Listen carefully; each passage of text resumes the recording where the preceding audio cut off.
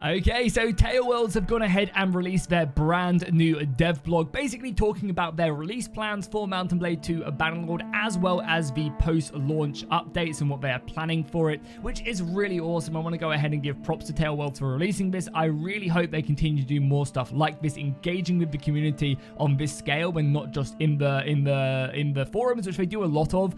Definitely give them praise for that. But just doing this, with those of us who don't go on the forum, this is amazing, and it just gives us a nice little roadmap. So yeah, big thumbs up for that. I really appreciate stuff like this when devs teams do dive in, because it's good to know. It's good to know that the game isn't just going to be abandoned after launch, because in today's modern age, that's something that could definitely happen, and you never know, might still happen. I'm not saying that's completely off the cards, but this definitely does give me hope that they are going to be working hard on the game far after the game comes out of early access in the 25th of October at the end of the month.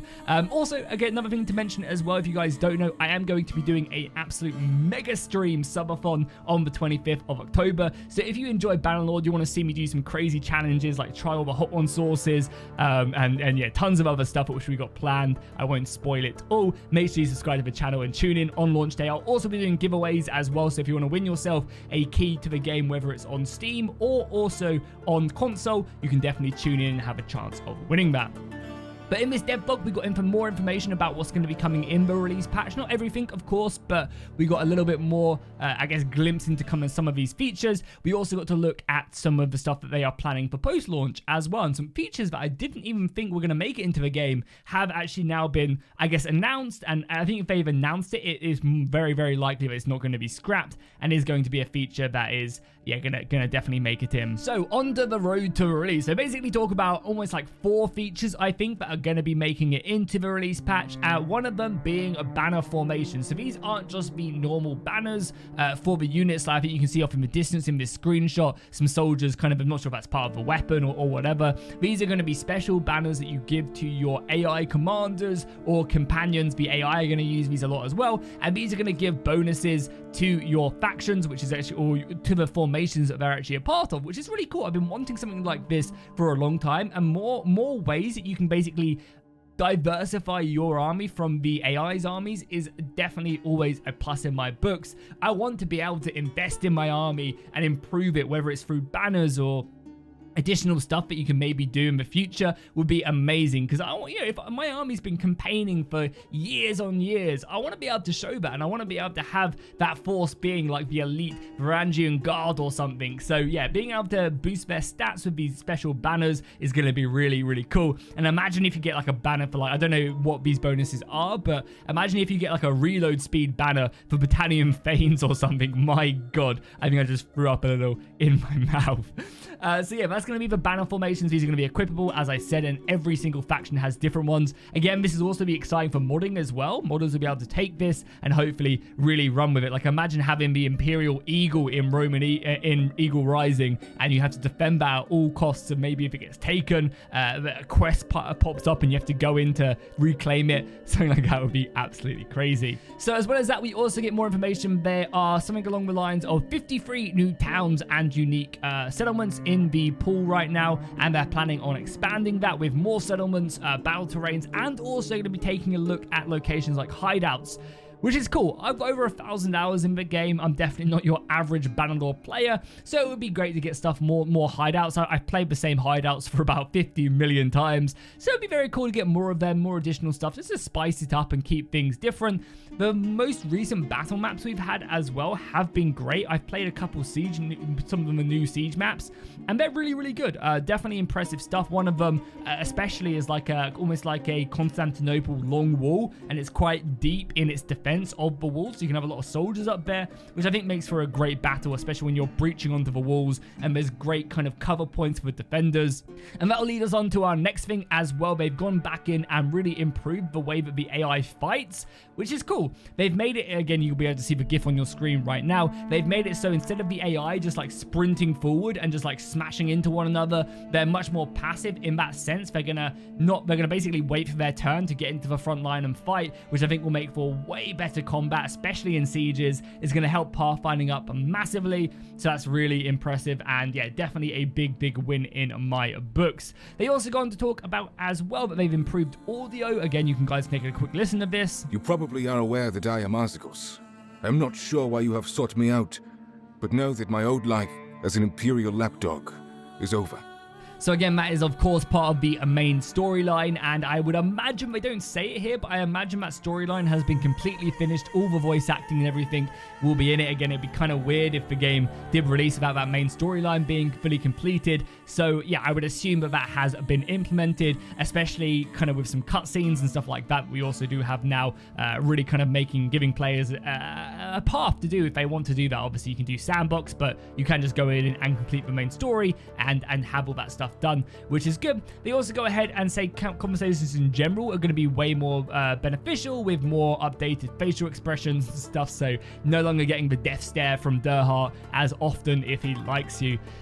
So that's going to be all the single player stuff. We also move on to multiplayer. We've been obviously got the access to private servers recently, which have been very cool. I've been a part of a handful of events so far with these private servers. I've been playing the massive 500-man server size, and it's only really been capped to the amount of people able to play it. To be honest, we got up to, I think, 268 players on one custom modded map, and it was so much fun. The map itself was gorgeous. There were so many engagements. Just seeing hundreds of people move in and like fight on either side over these like clan battles was just awesome. And again, everybody was part of the clan as well in the event, so it was really cool. And I believe they host these every single Sunday, so definitely keep an eye open for them. I'm sure I'll be posting when I post my video about the event as well. So again, multiplayer is definitely on the up and up. It really is. And I think one of the massive things which will really help multiplayer is going to be the Steam Workshop. I don't know if they've talked about it anyway. I think they do talk about it here somewhere here.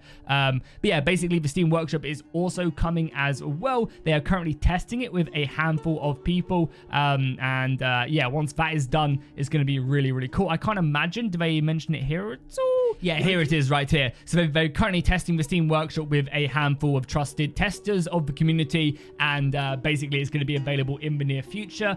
As I said, I would be really surprised if they dropped it before launch. What, launch is 2 weeks away, 3 weeks away now?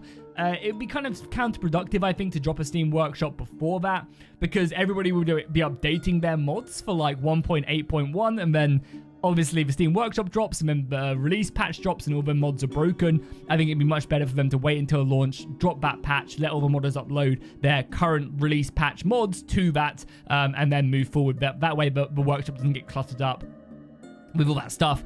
But yeah, that's going to make modding for multiplayer so much better, because right now you have to kind of do a bunch of things to get your multiplayer mods working, whereas modders will just be able to make their pack. You click subscribe and then jump into a custom server and start playing. That's going to be awesome, and I think that's going to be big for multiplayer. Stuff like the CRPG, full invasion free, the massive 500-man servers. It's going to be really good for sure. And the custom maps as well. That's going to be awesome. So that's pretty much everything for as well. And of course, also achievements as well are coming. I'm going to, of course, be looking to get every single achievement in the game. I don't want to be one of them noobs with over 1,000 hours and 0 achievements. No, definitely we'll be getting every achievement. So that's going to be everything for the actual release patch of the game. It will be coming, of course, on the 25th of October. So now let's talk about the post-release, what they're planning on doing in the future, which is always good that they've kind of talked about this, because as I said in the intro, sometimes it can be a little bit scary about games just getting abandoned after they've been released, but it doesn't look like that's going to be the case. This is basically all the free stuff that they are planning on improving and adding to the game after the game has come out of early access. So first things first, we get a little talk about a brand new feature that they've been testing kind of in early development, with the ability to take over criminal areas. I think right now you can go in and you can fight the criminals in the city, but you can't take over, and it doesn't do anything. You just basically kill them. It's actually a really good way to gain stats in the early game, and also to gain renown if you want to really cheese it.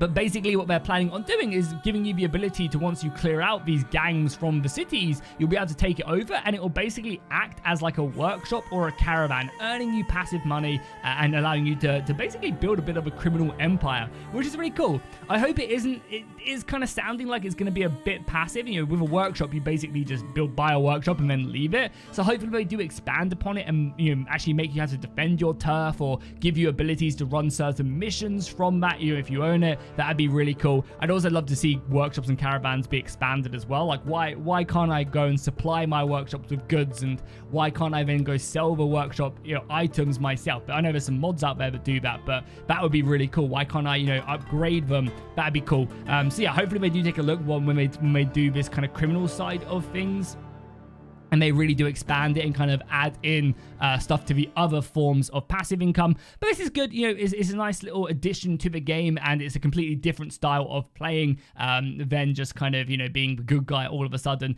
And it's going to be important as well because they are planning on updating the encyclopedia to have a, in quotation marks, fog of war update, which will basically mean that you won't be able to see information that you wouldn't normally be able to see, whether it's troop numbers, where characters are, where armies have moved to, you know, unless you have access to that information, which you'll be able to do through this this crime kind of system, you won't be able to know where people are, which is going to be good. I think it's going to be nice to add a little bit of mystery to the world, and yeah, that's going to be cool. So I'm looking forward to that. We're also planning on adding more, I guess, more combat encounters to the game. One of the ones they talk about is basically the ability to sally out and launch a surprise attack on besiegers, which will be really cool. You know, that's a very fun thing. I mean, I still think they need to make it more accessible to get into a defense of the city. Like, it's very hard to defend a city in this game. I fought maybe a total of 5 defenses in my entire time playing. So I think they need to utilize the ability to join the defense a little bit more effectively. But yeah, this ability to sally out is cool. It will add another kind of unique battle to the game, and you'll attack the enemy, try and destroy their siege engines, and then fall back to the city. It's cool. You know, more battle types I'm always a big fan of, because it kind of breaks up the monotony of the game. So I'm definitely a big fan of that. And they also obviously talk about how siege towers and ramps, for example, are all kind of going to be improved, and you'll be able to push off ladders off the wall more effectively, and that'll hurt defenders. So yeah, just basically expanding the battles, and you guys can see that GIF right there. They also talk about how they want to, you know, add in a game over screen, or kind of a statistics screen when you're done with the campaign as well. That's all nice stuff, you know, it kind of adds a little bit of flavor, not really anything too big, honestly. But yeah, just a nice little thing. And they also talk about maybe like handing over to the next generation a bit more as well. That'd be really cool. Honestly, something I would love to see in the game is the ability to like start a completely new clan in the game, but from your save. You know, you make it, say your character dies in battle, and you're like halfway at building an empire. Let me create a brand new clan, or let me create a clan at tier 1 or tier 2, depending on the score of my character, and I can go and join a different kingdom and then try and take down all the companions I created. That'd be a really nice way of keeping that sandbox mode going and having a unique campaign every time. They do kind of talk about the ability to kind of like to improve the game and stuff, but so I don't know if that's something they are suggesting, like hand over reigns to the next generation or put an end to the clan. So yeah, I don't know. I guess not. It would be cool though to be able to like basically make a new clan and kind of do your own thing differently with the aspects of your game. We'll have to see. We also talk about as well claimants as well. That's something that we've been wanting for a while, so we'll be able to see different clans rise to power, which will be cool. We also get a replay editor. This would be amazing, especially for multiplayer. And also, if I just fight an epic battle, it would be dope to go in and be able to watch this. So yeah, that's very cool. Happy with that for sure. And then finally, we talk about DLC. So this is kind of just a small thing, not something that's really on their radar right now. And they say to address the elephant in the room. You guys may remember about the leaked elephant picture that was in a patch that modders discovered. Basically, I guess they're messing around with possible features for a future DLC. But yeah, so it's kind of funny. They basically say that they basically are open to DLCs, and it provides a lot of additional content and interesting stuff that, you know, they might want to do in the future, but they have no plans right now. Their main focus is, of course, on the game releasing, and also basically getting feedback from the community to see stuff that they would like to see. And I'm going to throw in my 2 cents here. I would love to see the base map expanded. I really hope that is the route they go rather than the warband route of just giving us separate campaigns. I want to see more cultures added to the game. You guys may have seen the massive leaked map that got released, I think, 2 years ago, which was just in the game files of Bannerlord, and it shows what Calradia could be. The true scale of it is mind-blowing, and if they could get performance to run fine, I think they could expand the map out with tons of DLCs and make this just an insane campaign, because Calradia on that map is tiny, and I would love to get, expansions. Maybe in the south we could have like Indians or Egyptians, and then off into the islands we could have Vikings, and maybe each of these DLCs could come with a free DLC update that adds in a base mechanic to the game. For example, you add in Vikings off from the West Islands, and then you add in with that update basically a bunch of naval battles, the ability to raid, and then maybe in the south you kind of add in the Egyptians with like a new way of like farming, and add in like city improvements, and then off into the east you could add in stuff like that. That's something I would love. Again, I wouldn't be opposed to them adding in separate campaigns, but I feel like just expanding the base campaign would be really beneficial, because they could just add in all these different cultures, like culturally inspired factions to the game, and it would be really fun, and I think people would love it. So that's what I'd love to see from the DLC. And again, like as I said, maybe with the Indians, you could add in elephants and like monstrous units. Again, they've just kind of shown elephants. And I think this map could just really be expanded and could add in some really nice features to the game. But that's going to be it. That's going to be the dev blog. Some exciting stuff. We've got more information about the release as well as future plans as well. So let me know what you guys think down below in the comments, and I'll see you guys in the next one.